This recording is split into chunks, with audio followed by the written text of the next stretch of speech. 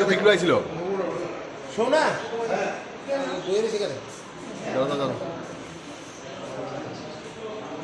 রতনাথ বাড়ি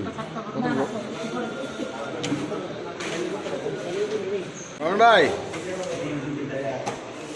নবে এটা আগে দেওয়া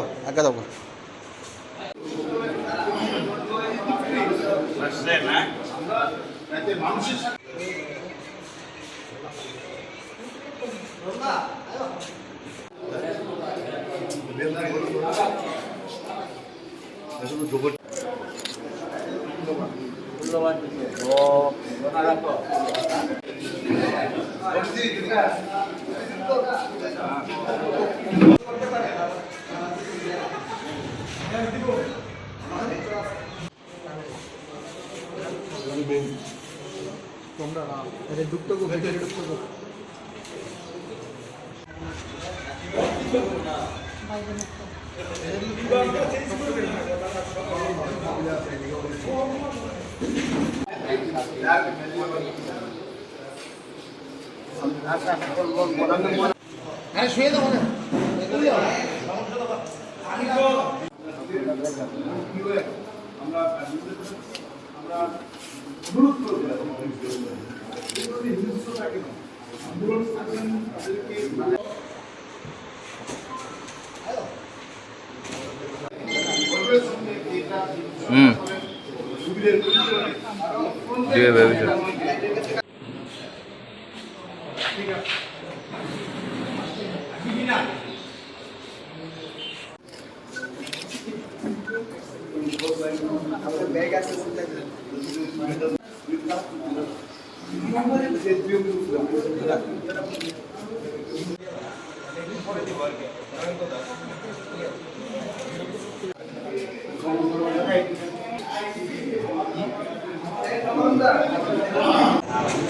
আপনারা নিশ্চয়ই অবগত আছেন যে 1980 সালের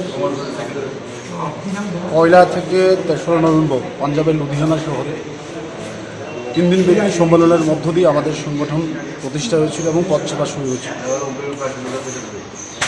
এবছর আমরা আমাদের সংগঠনের 43তম প্রতিষ্ঠা দিবস উদযাপন করছি এবং ঠিক ওই দিনটা থেকেই আমরা বেছে নিয়েছি পয়লা থেকে 3রা নভেম্বর রাজ্যের নানা প্রান্তে নানা কর্মসূচি সংগঠিত হবে এবং আমরা আমাদের সদর বিভাগে আজকে এই রক্তদান শিবিরের আয়োজন করেছি। আমরা আমাদের সংগঠনের জন্মলগ্ন থেকেই যে দাবিটাকে সামনে রেখে আমরা লড়াই করছি, সবার জন্য শিক্ষা চাই, সবার জন্য কাজ চাই। আজকে 43 বছর যখন আমরা পা দিয়েছি তখনও আমাদের ভারতবর্ষে প্রায় বেকারির সংখ্যা দিনের দিন হু হু করে বাড়ছে। শিক্ষা সাধারণ মানুষের নাগালের বাইরে চলে যাচ্ছে। যেরকমটা দেশের অবস্থা ঠিক এরকমটাই আজকে আমাদের রাজ্যেরও অবস্থা।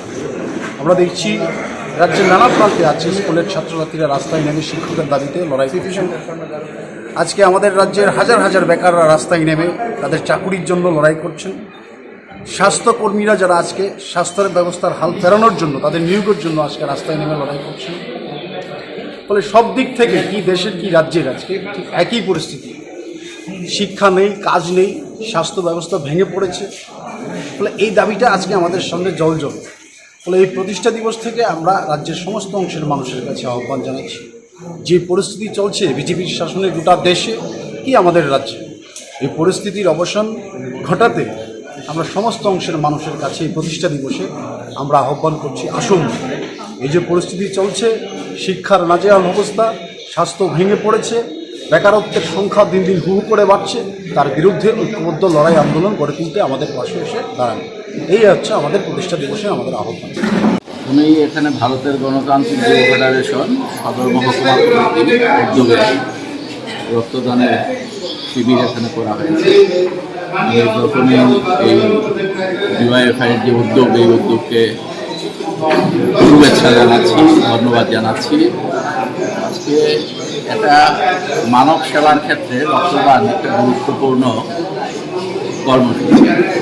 আমাদের রাজ্যে একটা সময় ছিল, আজ থেকে 40 বছর বা 45 বছর আগে, তখন রক্ত আমাদের ত্রিপুরা রাজ্যে সংগ্রহ করা যেত না রোগীদের জন্য, বাইরে থেকে আসতো, ত্রিপুরার বাইরে থেকে, বিশেষ করে কলকাতা থেকে রক্ত সংগ্রহ করে তারপর আসতো আগরতলায় প্লেনে, তারপর রক্ত যারা রোগী ছিলেন তাদের ব্যবহার করা হতো। বিশেষ করে ৭৮ সালে বামফ্রন্ট সরকার আসার পর ও পরবর্তী সময়ে আমাদের রাজ্যে এই রক্তদানের কর্মসূচিটাকে একটা ক্যালেন্ডার প্রোগ্রাম হিসেবে, বিশেষ করে ছাত্র যুব সংগঠনগুলো এবং অন্যান্য সংগঠন, শ্রমিকরা আছেন, কৃষকরা আছেন, ক্ষেত মজুররা আছেন, নারীরা আছেন, তারা সবাই এই রক্তদানের ক্ষেত্রে একটা গুরুত্বপূর্ণ ভূমিকা গ্রহণ করেন। এবং আমরা দেখেছি সেই সময়টাতে ত্রিপুরা রাজ্যে যখন বামফ্রন্ট সরকার ছিল, সেই সময়তে সারা বছরে মানুষের রোগীদের যারা আছেন তাদের চিকিৎসার জন্য যা রক্তের প্রয়োজন হতো, তার দানের মধ্য দিয়ে তার প্রায় পুরোটাই উঠে যেত। আজকে এই সময়ে যখন বিজেপি সরকার এখানে আছে, তারা রক্তদান করার ক্ষেত্রে বাধা দিচ্ছে, নিজেরা রক্ত দেওয়ার ক্ষেত্রে তাদের ছাত্র যুবদের উৎসাহিত করছে না।